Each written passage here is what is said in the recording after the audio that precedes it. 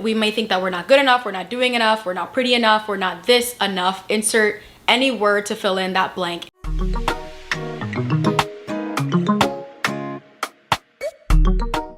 If you want to learn how to prioritize your mental health, then you have come to the right place. Hi, welcome back to my channel. My name is Becca. I am a licensed mental health clinician and I make content all things mental wellness, fitness, and lifestyle. Today, I'm very excited to share with you 5 powerful ways to prioritize your mental health. In this day and age where our lives are very busy and very fast paced, it can be very difficult to maintain or to prioritize our mental health. And so the tips that I'm going to be sharing with you today are very concrete, very simple, very easy ways to begin to prioritize your mental health. One thing that I want to note is that it can be a process in prioritizing your mental health. Even when you do these tips, you might not see progress right away, but over time you'll begin to notice that your mental health may be in a better mind space when you begin to prioritize these tips or when you begin to utilize these tips within your own life. These are things that I have found to be very beneficial. And so without too much intro, we're going to go ahead and get into tip number 1. So first up, let's talk about self-compassion. Self-compassion is showing kindness to yourself in the same way that you might show kindness to somebody else. Oftentimes we can be our own worst critics, and we may think that we're not good enough, we're not doing enough, we're not pretty enough, we're not this enough. Insert any word to fill in that blank, any negative word about ourselves to fill in that blank.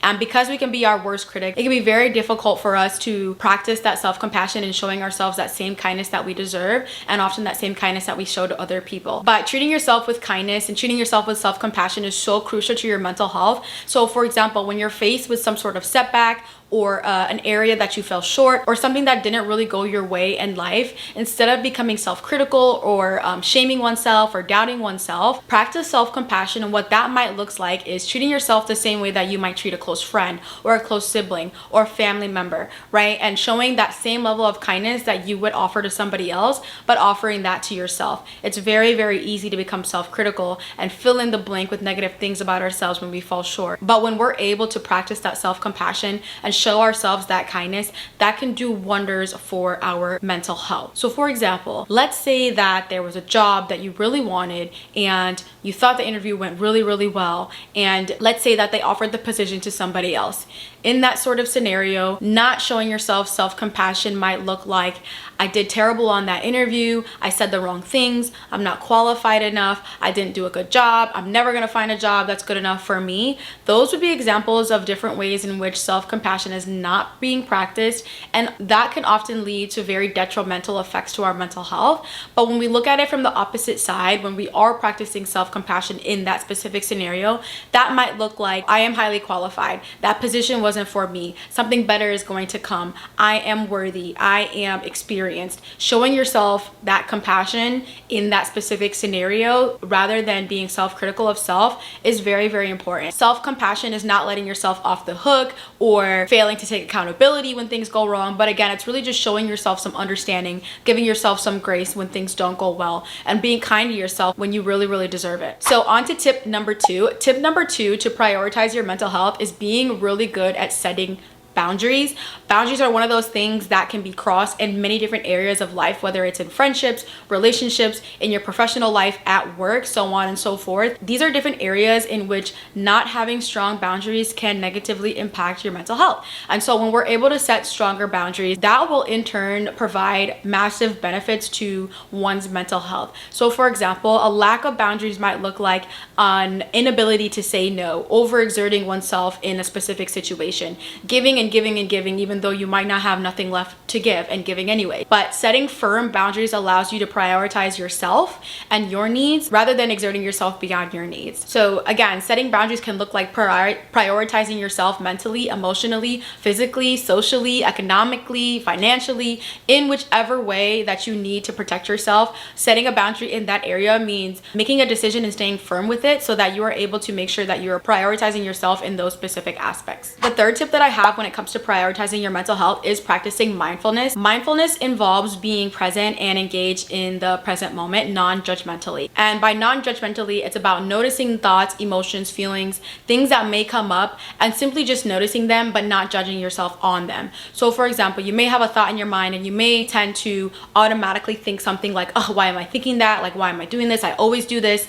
Those type of thoughts may come to mind. Being mindful in that situation is simply just noticing the thoughts that are coming and not judging yourself for them, simply just noticing them and letting them pass. There are so many different ways to practice mindfulness, whether it's through meditation, whether it's through deep breathing, whether it's through simply taking a few quiet moments to yourself. Whatever ways in which you decide to practice mindfulness simply can bring very important benefits to your mental health. It allows you to be engaged and aware of your own body. It allows you to be more mindful of what's going on internally within yourself, and it allows you to prioritize your mental health in that way. Oftentimes, being mindful can lead to less stress levels. It can lead to higher self-efficacy. It can allow you to just be feeling overall better when you realize that you are in tune with your thoughts and emotions and the things that are going on with you. So tip number 4 to prioritize your mental health really has to do with prioritizing rest and recovery. As I mentioned earlier, our lives are getting more and more busy. Productivity is a thing that is constantly being needed in our society, but really prioritizing your rest and recovery is going to do wonders to your mental health. Prioritizing your rest and your recovery might look like saying no to plans when you really need to rest, going to bed on time when you really need to rest.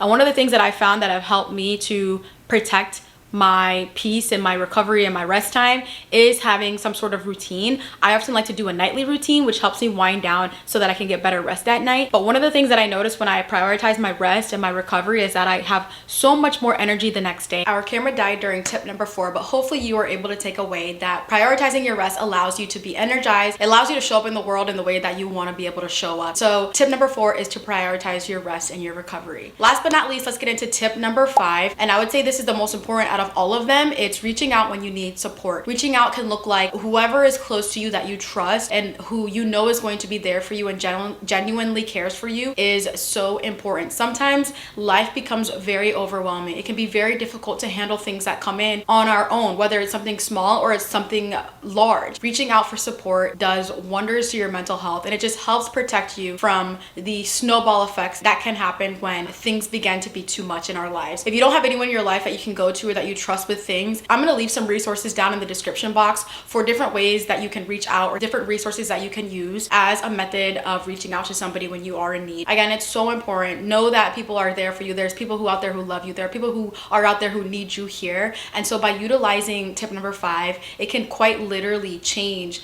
your mental health. Like I said, reaching out to a mental health professional, a support group, counseling group, friends, family, or just utilizing anonymous methods online, different ways to reach out for support. Know that it's not a weakness to reach out for support. It's actually a very strength. It's very, very hard for people to reach out, especially when they are feeling that they're at their lowest point. And so it takes a strong individual to be able to reach out and say, hey, I need some assistance right now. So do not take that as a weakness, but definitely take that as a strength. All right, y'all. So those are my 5 tips to prioritize your mental health. These are different things that you can do to help boost your mental health. They are not an end all be all. They are not a replacement for therapy if you need it. But if you're feeling like you're in a slump, if you're feeling like your mental health is declining, if you're feeling like you are just in need of some tangible things that you can do to boost your mental health, these 5 things are definitely going to do it for you. If you have any tips of your own or you have any questions or you want to hear more, let me know in the comment box below. I would like to hear from you. This is the first time that I'm doing one of these types of videos. So if it resonated with you, do not forget to like, comment, and subscribe to my channel for more content on